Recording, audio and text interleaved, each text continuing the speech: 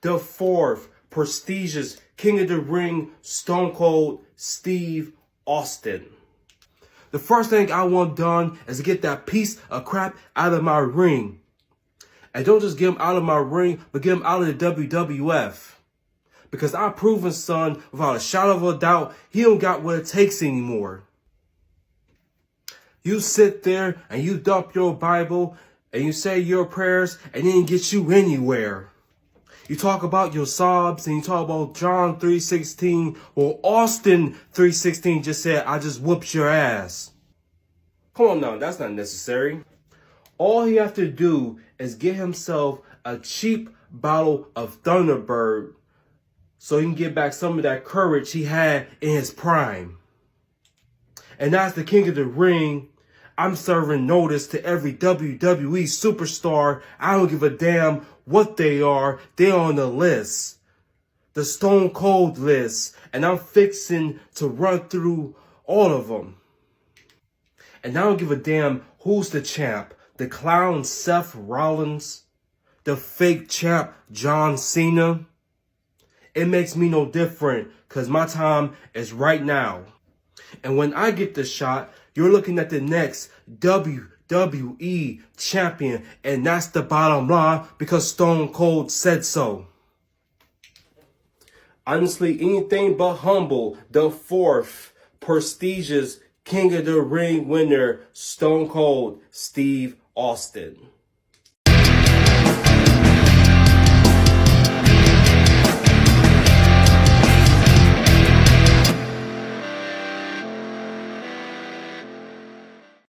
Alright, hey everyone.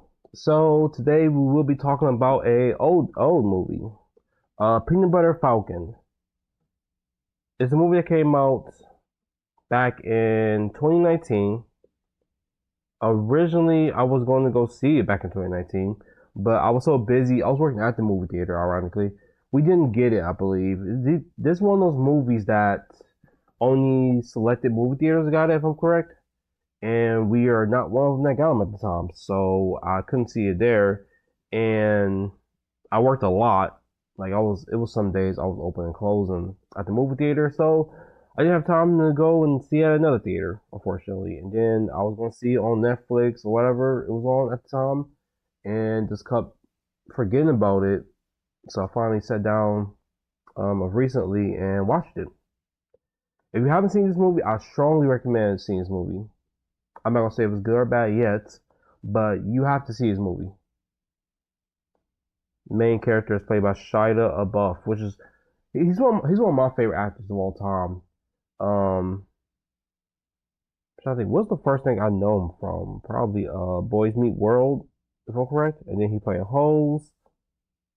And then the Transformer franchise, or at least the first two he was in. Give or take? I forget. I stopped watching them after the first two, pretty much, anyway. No, actually, I take it back. I watched the third one, didn't like it. I actually hated the third one, which is why I stopped watching the franchise in the first place. The third one is so bad and so unnecessarily long. And then after that, I stopped caring. But that's not the movie we're talking about. We're talking about Peanut Butter Falcon. So, give me a second. Here we go. So, after running away from a retirement home to pursue his dreams of becoming a professional wrestler, a man who has Down syndrome bested an outlaw who becomes his coach and ally. So basically, you have this Down syndrome kid who's living in a nursing home. That's the only place he can be in at the moment. They're looking for a better place for him, but for right now, it starts out with him being in the nursing home. And you also have Shia LaBeouf character who fishes for a living, like for one of his jobs, and he decides to steal from his the competitors. They see him steal, beat the crap out of him. So Shia LaBeouf character thought it would be smart to burn down all his belongings. So then you have this thing throughout the story where these bad people, or I guess you will call them, they come after Shia LaBeouf. They're trying to get their revenge, try to beat the crap out of him again, basically, or kill him, I think, at this point. And the Down syndrome kid He escapes from nursing home, and the caretaker had to go after him. They don't want to call the cops because then they'll get in legal trouble for letting a Down syndrome kid get away. And so throughout the movie, it's kind of just like this story of Shia LaBeouf trying to get away from his past. You have the Down syndrome kid trying to go to a wrestling school. Now he knows about the wrestling school because of the VHS tapes. I know some of y'all don't know what a VHS tape is, but it's like a movie thing. Like look at my VHS. It's weird that I have it's 2025 and I still have a VHS tape. Wish I had one near me right now so I can show you. Give me 1 second. Alright, so I just want to show you real quick what a VHS tape is. I know a lot of you know, but then there's some people that's probably younger than 25 that's like, what is a VHS tape? Here it is. I got one for Jungle Book. It's basically just a movie. It's like DVDs or how y'all use stream in a way, but you have this tape recorder. You just pop it in. You pop it in, and then it's read the movie on. I know it seems kind of stupid that I'm explaining this, but seriously, I know a lot of young people don't probably know what the hell this is. I know my nephew the other day, I mentioned DVDs, and he was like, "What's a DVD?" He's so used to watching stuff on YouTube and Netflix and Hulu that he didn't even know what a DVD was. He didn't know what a CD was. I had to explain to him what a CD was. Shit, I might be getting old. So anyway, he's watching a VHS tape and it explained to him about wrestling and explained to him about this wrestling school. Keep in mind, VHS tapes are old, but he's want to. The fact that it's old plays a part of it a little bit later. I'll get to that. He wanted to get to his wrestling school. So this whole story is about him traveling. First, he traveled by himself because he just got out of the nursing home trying to escape, and then he runs into Shia LaBeouf. Shia LaBeouf don't really want to help him, but then when you see the caretaker, which he thinks is very attractive, now he's like, all right, I'm into helping you because I can possibly get her number somewhere along the way. So then she catches up to them, and then she also joins them and traveling to this wrestling school. They get to the wrestling school. This wrestler, trying to find his name.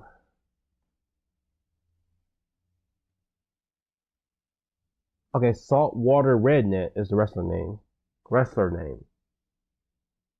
Oh, I forgot to mention. So Shia LaBeouf is also dealing with mental trauma because his brother passed away, and you get an idea of what happened. Basically, there was a car crash, and I think Shia LaBeouf is blaming himself for it. So keep that in mind as well. This is a very, very emotional story. And so we get to the wrestling school, and unfortunately, the wrestling school is closed down. It had been for 10 years. So 10 whole years, this wrestling school have not been there anymore. But he had no idea because he's just watching this on a VHS tape. Sorry. That's why I go to say VHS tape. It's like my fucking mouth can't say it correctly. Anywho. So he like, oh yeah, that wrestling school's closed down. Had been for 10 years. And so they started to walk away, started to go back to the nursing home. And he jumped in his car, pulled up to him, was like, cause he felt it bad. Cause they travel a long distance to get there. He felt it bad, so he basically grabbed him up and said, you know what, I'll teach you some moves. Why not? So he's teaching him in the backyard some wrestling moves. And then he decided like, oh, I do know this wrestling show you could be a part of. So they joined the wrestling show. And that's when we get our wrestling cameos. That's where we get Mick Foley as a ref. and he also is fighting. I'm trying to think of his name. I'm sorry. Let's see. Ooh, I'm gonna break my phone. Can't do that. Can't afford. Can't afford a phone, especially now with all these dumbass tariffs because of Trump. Jake the Snake Robinson. He is. He is the opponent. I think there's other wrestling cameos where. If I'm correct, R-Truth does pop up in here too. I can't remember. I don't see this information. I don't see the information about R-Truth. Okay, I think R-Truth popped up. If I'm correct, but the main two is Jake the Snake Robinson and Mick Foley as the ref. I'm actually I like Mick a lot. I think he's a great wrestler. It's also great to hear him talk about wrestling in general, like in real life. And his role in this was referee, and I liked him in this movie. It's fun. It's fun seeing him.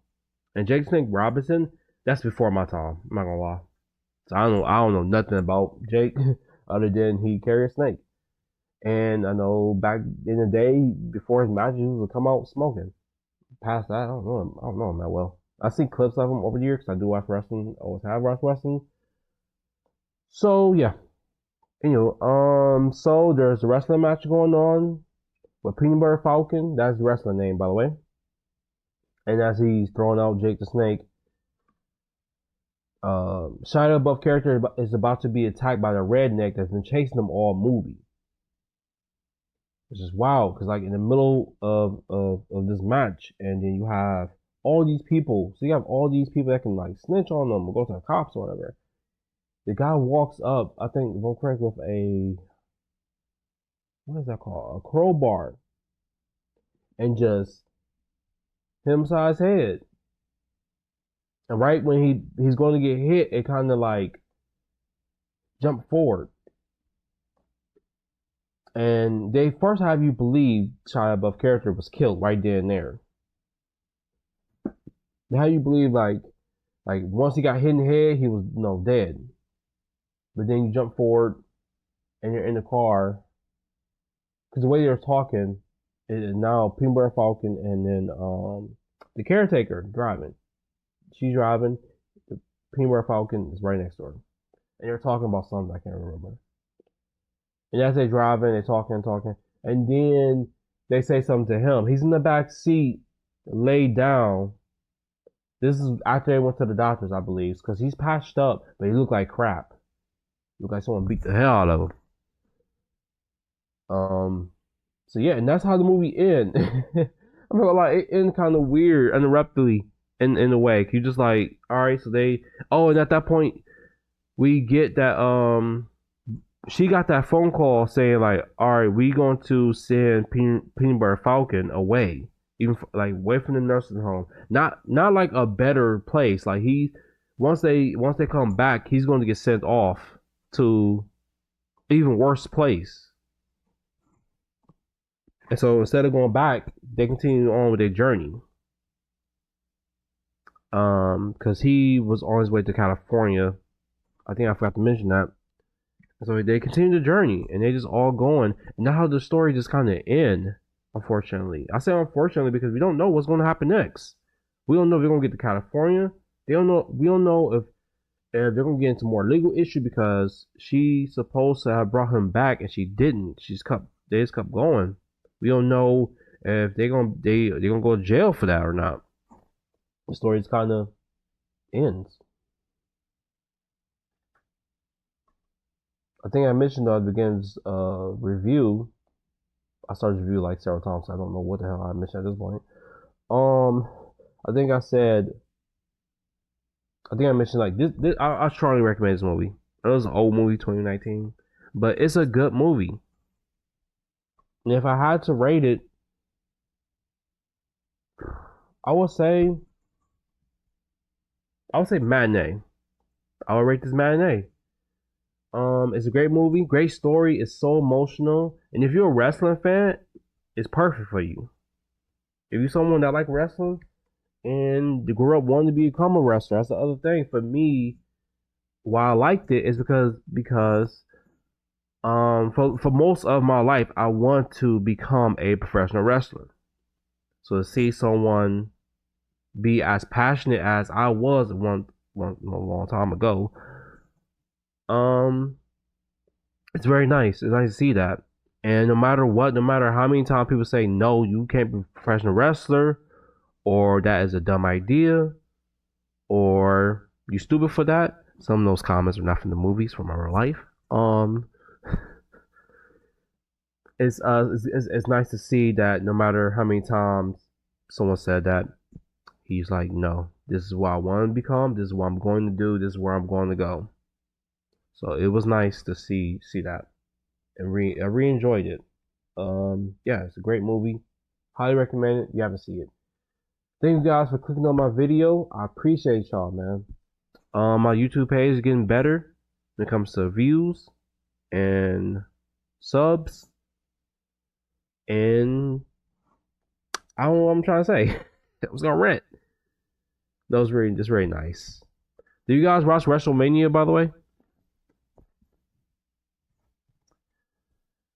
I see a lot of people. The only reason I'm missing WrestleMania because this is a wrestling thing. I might as well get this out of the way as well because I was gonna make a separate video about WrestleMania, but why not? Might as well do it here. Um, I see a lot of people complaining about John Cena and about The Rock not showing up, and then Travis Scott. Okay, the Travis Scott thing I think is stupid.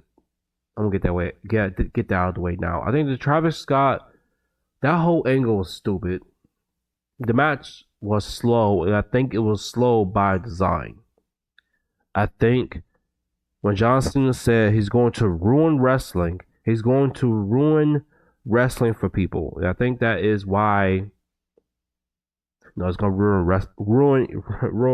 wrestling for alligators. Of course, people.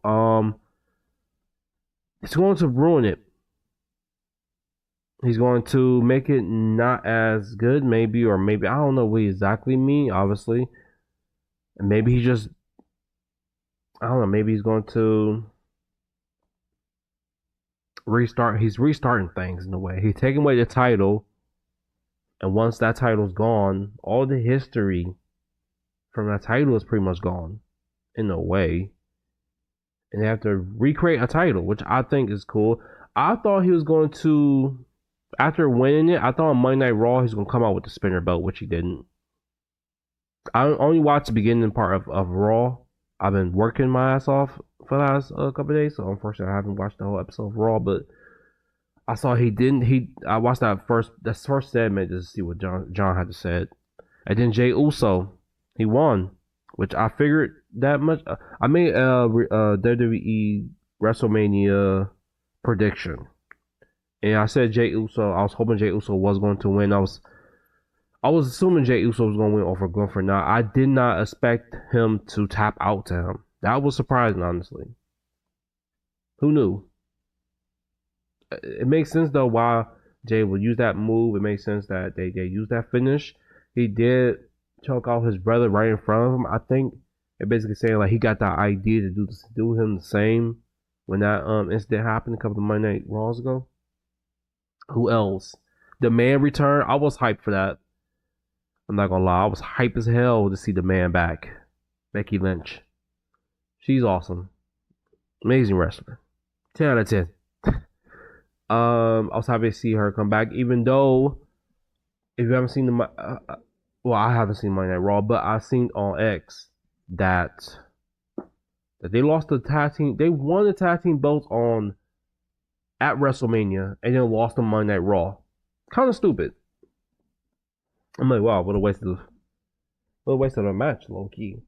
I'm not saying they had to keep the titles indefinite, but goddamn, one day, that's all.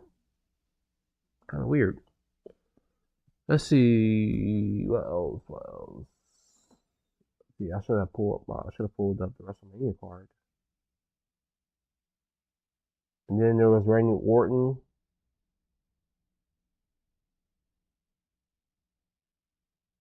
And then there's Randy Orton. He fought. What's that wrestler's name? Joe. I was not a fan. I'm not a fan of Joe's gimmick. That whole thing is too goofy for me. I don't like goofy in wrestling all that much. Kind of gets kind of annoying, kind of weird. Like, I think what's the other wrestler that was goofy as hell and I couldn't stand him? But the Sandals. What's his name? Matt Riddle. Couldn't stand him either because of that goofy shit. I'm like, it's wrestling. When you see that, take that goofy shit somewhere else.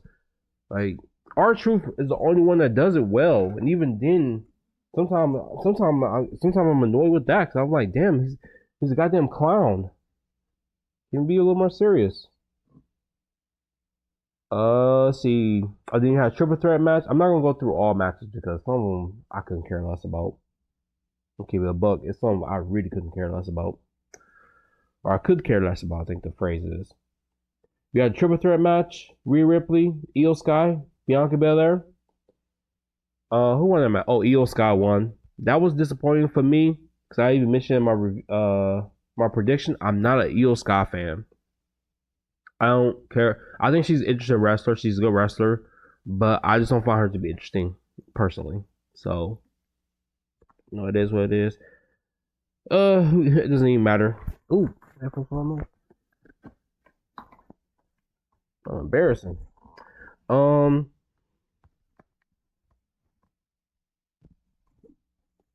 then you got Jay Cargo versus what's her name?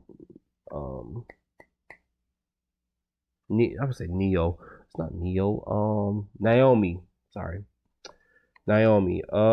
Jay Cargill won, which is her second WrestleMania she won. She 2-0. That was an interesting match. That was a match I was kind of looking forward to. I'm okay with either one winning. It doesn't make a difference to me. Let's see. What match was interesting to talk about? Oh, the Fatal 4.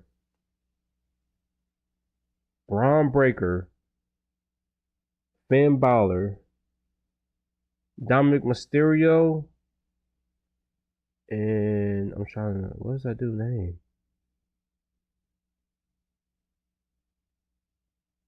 Oh man, what's that guy's name? Y'all know the goddamn name. If you're watching, you probably already know. That Fatal 4 doesn't matter what his name is, because my boy won, Dominic Mysterio. Man, I was gonna riot if Dominic didn't win. I'm happy he won. He deserved that title. I can't wait to see what come next. I think it's gonna be a very interesting run for Dominic Mysterio. And we're gonna see the implosion of Judgment Day eventually down the line. I think that's all the good matches. Oh, did I mention CM Punk, Seth Rollins, and our Tribal Chief? Of course, it ends with Paul Heyman. Man, these headphones keep falling off me head. I'm trying not to. I don't want to hear my own voice, so I'm kind of like offsetting them purposely. Let's see. It ends with Paul Heyman portraying CM Punk, and then Roman Reigns, and then leaving with Seth Rollins. That finish was weird to me. I wasn't predicting that he was gonna leave with Seth Rollins. Even though I saw that prediction on X a couple weeks ago, I was like, that ain't happening. Why would he leave with Seth? But apparently, that's what happens. I have no idea where it's going. I mean, they are building a faction, it appears. Because again, even though I didn't watch Monday Raw, I already saw the majority of what happened that night, and they got Braun Breaker joining them. So Seth Rollins, Paul Heyman, and Braun Breaker, and they attack CM Punk and Roman Reigns. So I guess down the line they're gonna tag team. I don't know. I don't know what's going on with some of these storylines. I really don't. I don't know what to predict, which is kind of good in a way. I don't want to predict what's going to happen in a way. So. Wow, look at that. You made it to the end of the video. You might as well hit the like button, subscribe, follow us on social media, and I can't wait to see you guys on the next video.